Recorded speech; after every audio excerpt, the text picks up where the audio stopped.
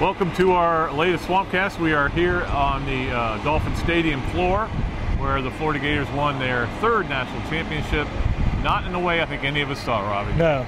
I mean, defense was a dominant story. Florida holding Oklahoma to 14 points, shutting them out in the first quarter for the first time this year, and just doing an unbelievable job making big plays. Now, Florida, it wasn't like they played a perfect defensive game, Robbie. They gave up plays. You know, they came in knowing you're going to give up plays against an offense like that, but they never panicked when they gave up a play. They came back and made a play on top of that.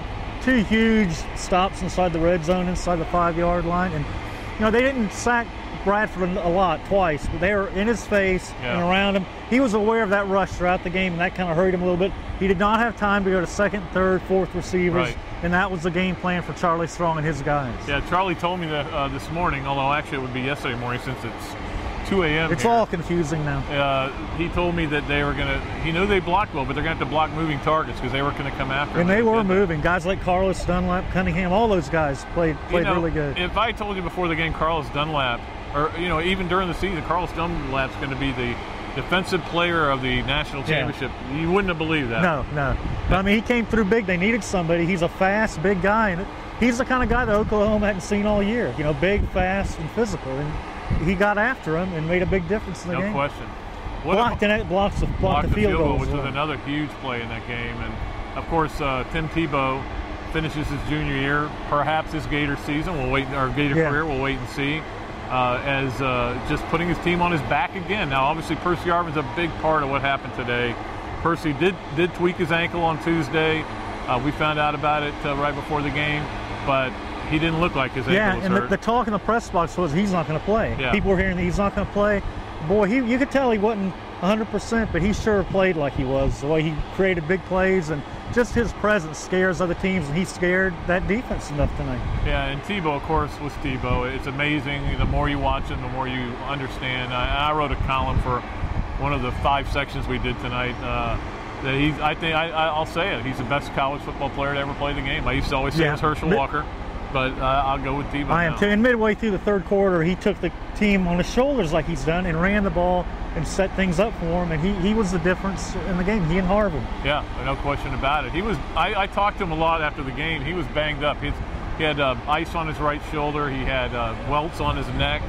He had grass stains all over him. He was.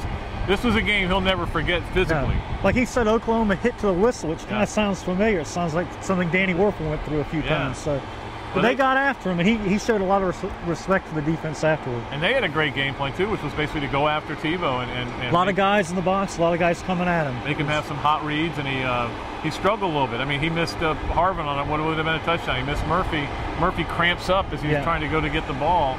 I talked to Lewis tonight, and he said he never had anything like that happen to him, but he could barely walk. No, it was. You could tell he was in a lot of pain. And he kept going back in there. So this was a gutty effort, and something I wrote. I think it's the best Florida National Championship ever.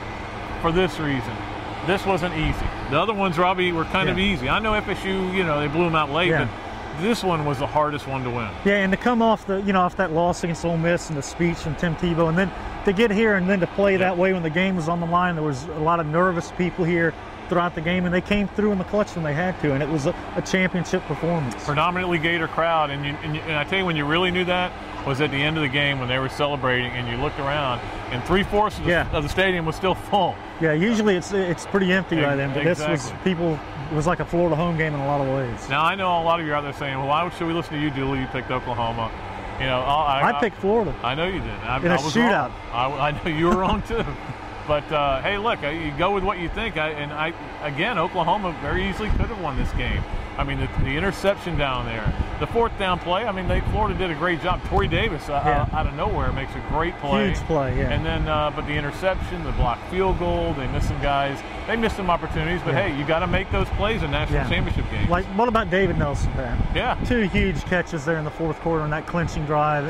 And the jump pass was just a beautiful play. Yeah, that's going to go down. When you think about this thing, Florida obviously was blowing people out left and right, but these last 2 games, Alabama in the 4th quarter and against Oklahoma in the 4th quarter, putting together those drives, there's a lot of guys involved. Riley Cooper, David Nelson, and obviously Tim Tebow.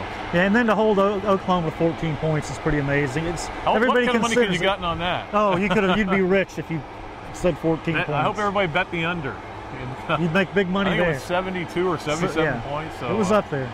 It was ridiculous. But anyway, the Gators win the national championship.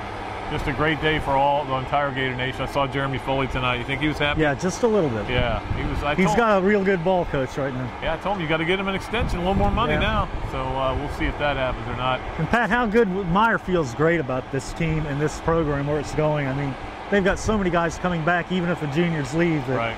You know, pretty amazing what's going to happen. Next year, I wouldn't be surprised to see him back in the national title game if Tebow comes back. Yeah, they're going to have to deal with a lot of hype in the preseason, though, like Georgia did this year. So yeah, they didn't handle that well, did they? No, they didn't. I think Florida will do a little bit better with it. Yeah, you got to give Meyer credit. I mean, for all, you know, anybody who wins 2 national titles in 3 years wins.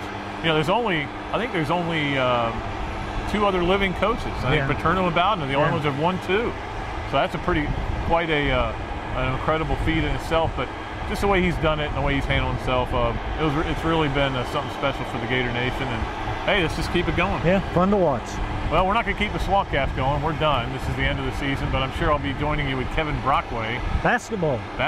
I heard they have a team. I haven't seen them play yet, but of course they start SEC action this weekend, and then on Sunday the celebration, 1 o'clock in the Swamp. These are getting, you know, I don't know if I can't say they're getting routine, but they seem to be happening a lot. Yeah, and Trish is going to work on her day off, it looks like. She works on every day off. Yeah. Trish gets no sleep. I'm going to try to get 3 hours before I have to get up and write my next column, which will be for a special section. But make sure you go buy a Gainesville Sun special section. Or 2. Woo-hoo! Celebrate the championship. People will be lining up around the building again to buy those papers. Sweet time. We appreciate the Gators for winning all these things. It's very good for our newspaper. All right, that's going to do it. We are here in Miami. Believe it or not, it's 2:10 right now. It's cold. It's getting cold. I know that's hard to believe, but it's cold here. So we got to get in the shuttle bus and get back. You know, if there are any left out there. Hopefully we'll get a police escort back. We got a police escort here. Guys are actually complaining about it in the bus. It wasn't good enough. Hacks are tough to please, hacks. Unbelievable. Unbelievable. Well, anyway, we'll see you next time. Until next time, so long from the Sunshine State.